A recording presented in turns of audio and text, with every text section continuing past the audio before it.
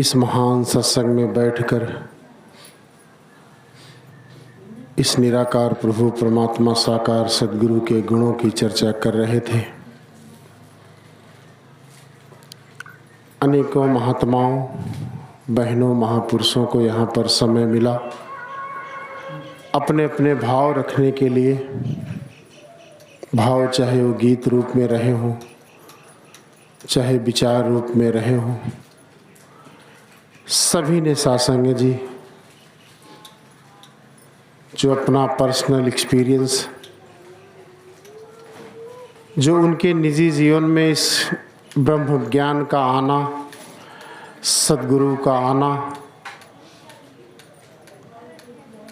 हमारे निजी जीवन में इस ज्ञान का आना, सद्गुरु का आना और सत्संग जी हमारे जीवन में क्या परिवर्तन आया, महात्माओं ने अपनी अपनी बात यहाँ पर रख रहे थे। और सत्संग जी हमें विचार करना है, आज विचार करने की ज़रूरत है कि सत्संग जी युगों युगों से, चाहे वो भगवान श्री राम जी का समय रहा हो, चाहे भगवान श्री कृष्ण जी का समय रहा हो, मोहम्मद साहब का रहा हो, नानक साहब का रहा हो, हर युग में सत्संग जी सत्संग की महिमा चलती चली आई है। बिनु सत्संग विवेक न होई, राम कृपा बिनु सुलभ न सोई।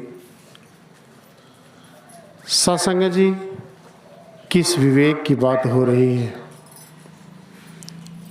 एक घड़ी आधी घड़ी, आधी से पुनियाद, तुलसी संगत साध की, कटे कोट अपराध। एक घड़ी सत्संग जी, एक घड़ी से आधी घड़ी, आधी से पुनियाद।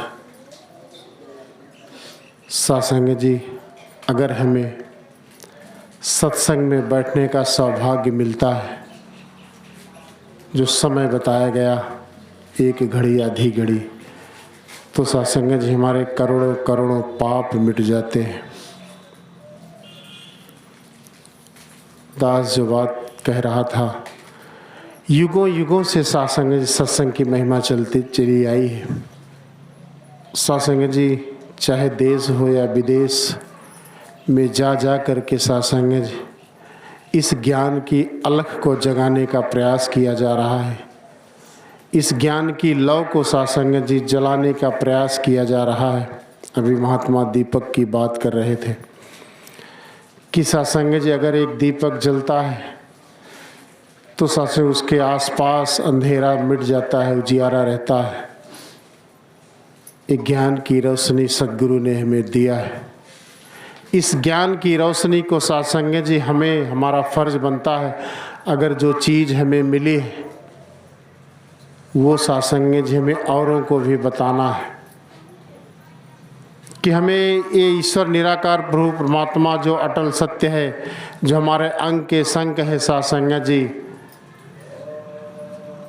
ऐसे प्रभु परमात्मा की हमें जानकारी मिली तो सत्संग जी हमें चुप नहीं बैठना है, हमने इसका प्रचार और प्रसार भी करना है।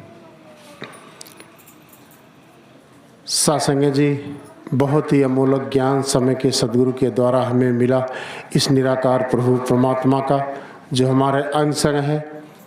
सब कुछ सत्संग जी ये निराकार प्रभु परमात्मा सुनता है।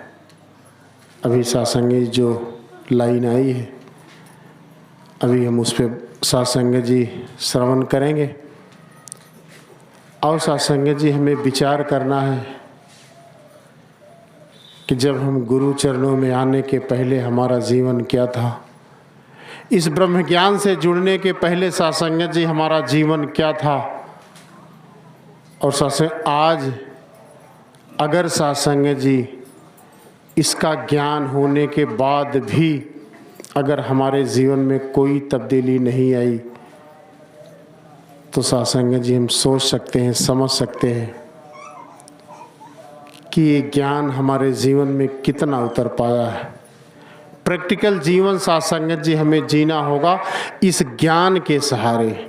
इस निराकार प्रभु परमात्मा का जो हमें ज्ञान मिला है, इस ज्ञान को हमें अपने निजी जीवन में प्रैक्टिकल रूप में अपनाना होगा, तब साथ संगत जी कहीं न कहीं बात बनेगी।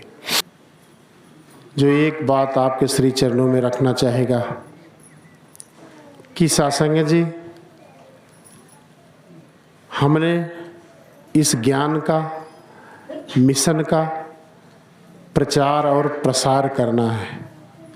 महात्माओं ने कहा साथ संगत जी हम प्रचार तो खूब कर रहे हैं, लेकिन हमारे प्रसार में कमी है। प्रसार हमें किस तरह करना है साथ संगत जी इस ज्ञान का,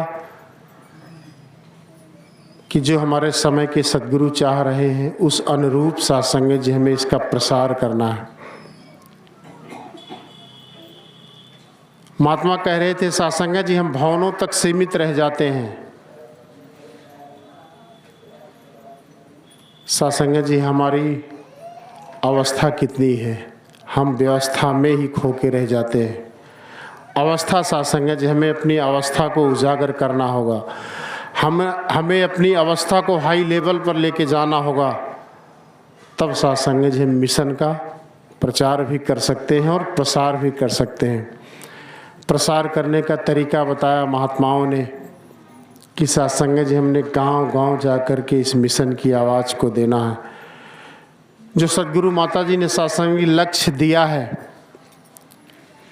कि साथ संगत जी 96 हो गए, 96 ईयर हो गए संत निरंकारी मिशन को। साथ संगत जी 4 साल का साथ संगत जी टारगेट सद्गुरु माता जी ने दिया है कि जब साथ संगत जी संत निरंकारी मंडल 100 ईयर्स 100 साल का हो जाएगा साथ संगत जी, तब ऐसा कोई गांव ना बचे, ऐसा कोई शहर ना बचे, ऐसा कोई कस्बा ना बचे साथ संगत जी जहां कोई ये कह ना सके साथ संगत जी हमें तो आवाज़ ही नहीं आई कि कोई ऐसा मिशन भी है इस संसार में जो इस प्रभु परमात्मा की आवाज़ को दे रहा है, तो इस प्रभु परमात्मा को दिखाया जा रहा है। साथ संगत जी हमें इन 4 सालों में साथ संगत जी गांव-गांव, गली-गली, कोने-कोने तक जाना है।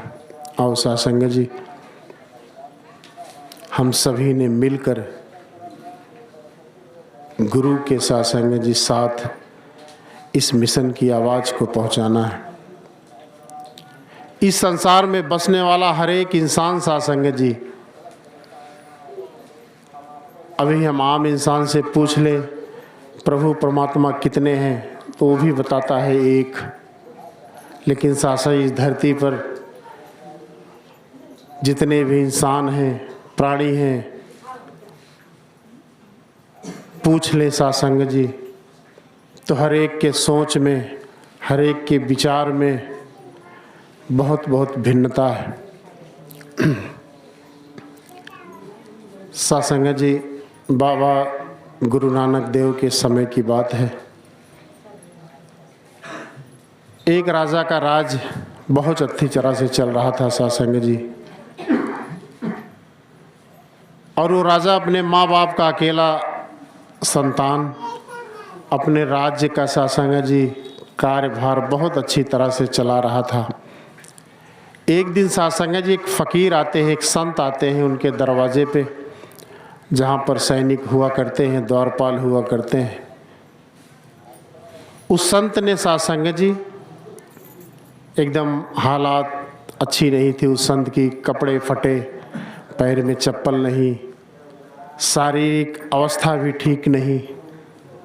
उन्होंने साथ संगत जो गेट पे सैनिक होते हैं उनसे कहा कि जाके राजा को कह दो कि एक फ़कीर आपसे मिलने के लिए आया है। साथ उस सैनिकों ने मना कर दिया कि आप जैसे इंसान से हमारे राजा नहीं मिल पाएंगे। वो साथ संगत संत बहुत परेशान। कुछ देर बाद वो संत आगे बढ़ता है, फिर कुछ दूर जाके वापस आता है और कहता है साथ संगत उन सैनिकों से, जाके अपने राजा से कह दो कि हे राजन, आपका सगा भाई मिलने के लिए आया हुआ है। और सासंग जी, वो सैनिक भी परेशान। राजा साहब तो हमारे अपनी माँ बाप के इकलौती संतान हैं, ये दूसरा कहाँ से आ गया, ये दावा कर रहा है कि मैं आपके राजा का सगा भाई हूँ। वो सैनिक सासंग जी भागते हुए जाते हैं राजा के पास में। कहते हैं राजा ने एक ऐसी अवस्था में एक फ़कीर आया है गेट पर, वो कह रहा है कि वो आपका सगा भाई है, आपसे मिलने की इच्छा जाहिर किया है। वो कह रहा है कि मैं राजा का सगा भाई हूँ, जा कर के कह दो कि हमें राजा से मिलना। राजा भी परेशान कि मैं तो अपनी माँ बाप का इकलौता संतान हूँ, ये दूसरा कहाँ से आ गया। राजा वहाँ से चल पड़ते हैं, चल के देखते हैं कौन है। सासंगी जब गेट पर आते हैं, उसको बुलाया जाता है, उस संत को, उस फकीर को। राजा पूछता है उस संत से, आप ये कैसे दावा कर रहे हो कि आप मेरे सगे भाई हो, क्योंकि मैं अपनी माँ बाप का इकलौता संतान हूँ, तो आप ये कैसे दावा कर रहे हो कि मैं आपका सगा भाई हूँ। वो फकीर कहता, राजन आप ठीक कह रहे हो, आप हमें ये बताइए ये प्रभु परमात्मा कितना है। कहते हैं ये एक प्रभु परमात्मा है, और इस सारे संसार की उत्पत्ति किससे हुई है, इस प्रभु परमात्मा से हुई है। इस धरती धराधाम पर बसने वाला हर एक जीव जंतु किसके जिलाए जीता है, ये इस एक निराकार प्रभु परमात्मा के। तो राजन आपको पैदा करने वाला कौन है, ये एक प्रभु परमात्मा। तो राजन ये बताओ मुझे पैदा करने वाला कौन है, ये निराकार प्रभु परमात्मा। तो राजन ये बताओ आपको भी ये वही परमात्मा पैदा करने वाला, और हमें भी वही परमात्मा पैदा करने वाला, तो हम एक बाप के संतान हुए कि नहीं हुए। अगर हम एक बाप के संतान हैं तो हम सगे भाई हुए कि नहीं हुए। सासंग जी, इस धरती धराधाम पर बसने वाला हर एक इंसान सासंग जी इस निराकार प्रभु परमात्मा की ही सासंग जी कृपा के पात्र है। लेकिन विडंबना ये है सासंग जी कि हम रचनहार को भूलकर इसकी रचना से प्रेम कर बैठते हैं। ये रचनहार निराकार प्रभु परमात्मा हमें जो इन आँखों से दिख रहा है सासंग जी, सब कुछ इसका क्रिएटर ये निराकार प्रभु परमात्मा है, इसकी रचना करने वाला ये निराकार प्रभु परमात्मा है। लेकिन आज का इंसान इस रचनहार को भूलकर इसकी रचना से प्रेम कर बैठता है, जो एक न एक दिन मिटने वाला है। अगर सासंग जी कोई शाश्वत रहने वाला है तो ये निराकार प्रभु परमात्मा जो हमारे अंग के संग है।